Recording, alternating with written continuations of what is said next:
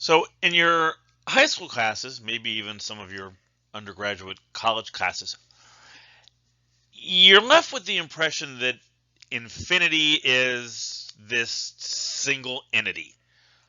That something is either finite or it's infinite, and that's the end of the story. Well, turns out infinity is, in fact, a whole lot more complicated than that. And our definition here is kind of pointing in the direction we're going to take with this. An infinite set that isn't countable is called uncountable. And that pretty strongly suggests that there are sets out there that somehow can't be put in a one-to-one correspondence with the natural numbers. In other words, as we'll see in the next slide, there are sets that are, in fact, using our correspondence definition of equal size, are in fact bigger than the natural numbers. So let's take a look. So what we're going to show here is that there is a set that goes beyond the countable numbers. Right, I'm going to show that the set of numbers, we'll get a number line here, that the set of numbers just limited to the ones between 0 and 1, just this little unit interval. The numbers on this interval on their own, there are so many of them, they cannot be put in a one-to-one correspondence with the natural numbers. Right, so just this one little unit interval is kind of relying again on our correspondence definition. This one interval by itself is already bigger than all of the natural numbers. Okay, so how can we do this? Well, I'm going to do this by contradiction. Right, so first, let's say assume this interval 0 to 1 is, in fact, countable. Well, if it's countable, then I can put all the numbers in here in a one-to-one correspondence with the natural numbers. In other words, I can index them. Right, so I can write them all out this way. I can say a sub 1 is the first one, a sub 2 is the second, a sub 3, a sub 4, etc. And collectively, these numbers represent all the numbers on that interval, properly indexed. Okay, so here's what I'm going to do. I'm going to write out the decimal versions of each of these numbers. And here's how I'm going to write it. I'm going to write out their digits. So I'm going to call A1 0.A sub 1 1, A sub 1 2, A sub 1 3, A sub 1 4, and so on. Right. So these A sub 1 1 1 2, these are the individual digits. 0, 1, 2, 5, 7, so on.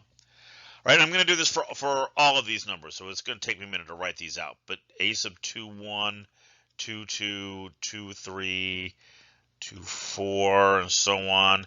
These will all start with 3, 3 2, 3 3, and 3 4, and then the last one, 4 1, 4 2, 4 3, and 4 4. All right, so again, collectively, these are every number on that interval. So here's what I'm going to do. I'm going to make a new number. And to do this, I'm going to focus on the numbers here on this diagonal. So let's call my new number D. And the way I'm going to define this is D sub I, that'll be the ith decimal digit of D, is equal to 0 if A sub I is not equal to 0 and is equal to 1 if it is equal to 0. All right, so I want you to think about what I did because I picked those really carefully. What I have done here is I have guaranteed that the ith digit of D is different from the ith digit of A sub I. All right, so just look at a couple of examples here. if a sub 1 1 is 0, then the first digit of D must be 1. So those two are different. And if the second digit of a sub 2 is 1, then the second digit of D must be 0. So those two numbers are different, and so on, all the way down the line here. So I have constructed D.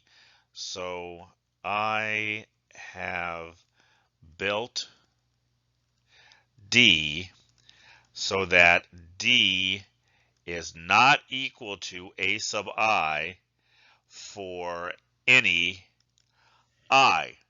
In other words, D is not on that list, right? So D is not on the list, but this contradicts all the numbers on the interval 0 to 1 being on the list. Therefore, we've reached our contradiction, right? Therefore, our initial assumption must be false.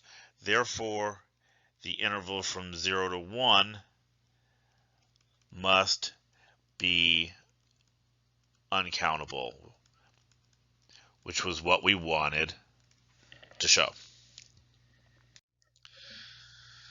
Okay, so that brings us to the end of our discussion of set theory. Right? We've seen some interesting results, I think, some very unusual results. Hopefully you're starting to get an appreciation for this idea that numbers, sets, at least as far as their sizes are concerned, are maybe not as intuitive as you're used to.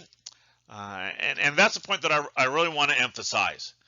A lot of young mathematicians, they struggle a little bit working with infinity in the beginning of their careers because it is a very non-intuitive concept. The rules that you've kind of come to expect for sizes of things to behave really don't work here.